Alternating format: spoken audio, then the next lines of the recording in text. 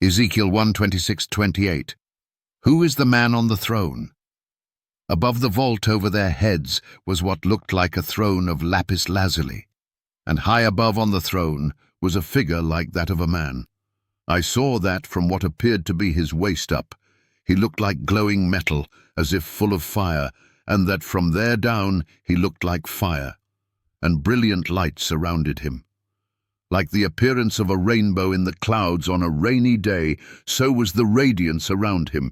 This was the appearance of the likeness of the glory of the Lord. Ezekiel 1:26-28. Ezekiel's vision in chapter 1 is one of the most vivid and mysterious depictions of God's glory in the Bible. But who is the man seated on the throne, radiating divine glory? How can a human-like figure represent Yahweh? Could this be a vision of the pre-incarnate Christ? Let's explore Ezekiel chapter 1:26-28 and its profound implications. 1. The context of Ezekiel's vision. Ezekiel 1 begins with a breathtaking description of the throne of God, surrounded by heavenly beings. The throne of lapis lazuli.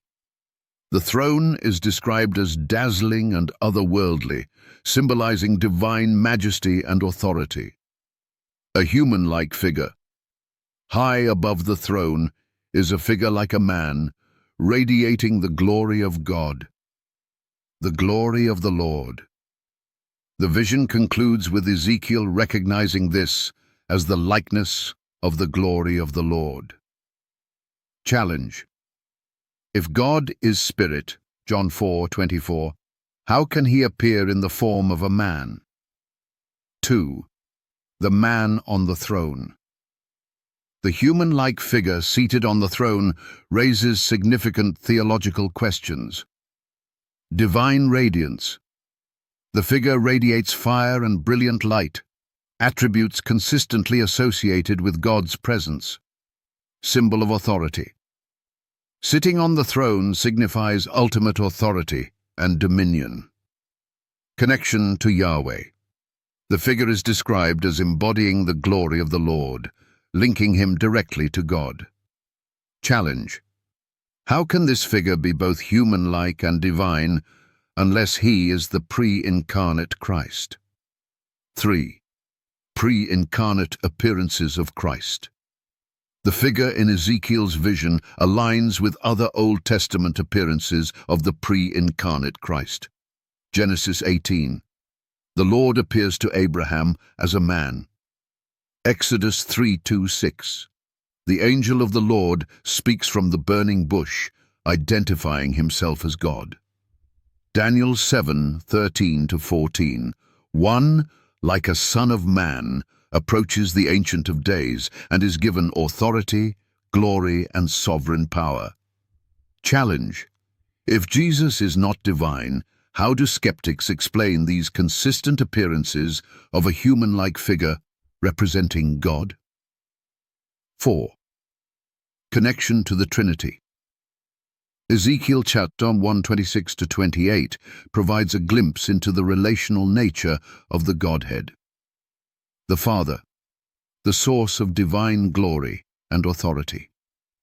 The Son, the visible manifestation of God's glory seated on the throne. The Spirit, often represented as the empowering presence surrounding God's throne, Ezekiel chapter 1:4, Revelation 4:5.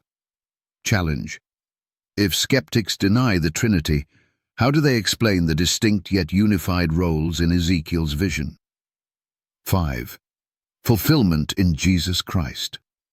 The New Testament identifies Jesus as the ultimate fulfillment of the figure described in Ezekiel's vision. Colossians 1:15. Jesus is the image of the invisible God. Hebrews 1:3. Jesus is the radiance of God's glory and the exact representation of his being.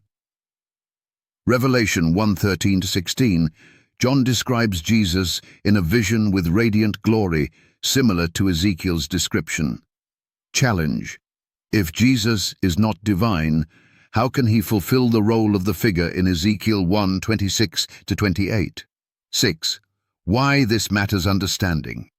Ezekiel 1:26-28 deepens our appreciation for God's nature and his plan for redemption. God's relational nature.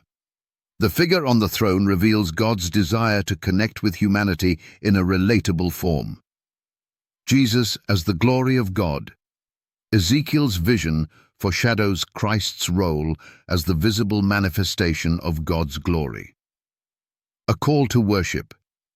Recognizing Jesus as the divine figure seated on the throne inspires awe and devotion. Challenge. If skeptics deny Jesus' divinity, how do they explain the human-like figure representing God's glory in Ezekiel 1:26-28? Call to action. What do you think about Ezekiel 1:26-28? Does this passage reveal the pre-incarnate Christ? Or is there another explanation? Share your thoughts in the comments and don't forget to like, share, and subscribe for more thought-provoking Bible studies.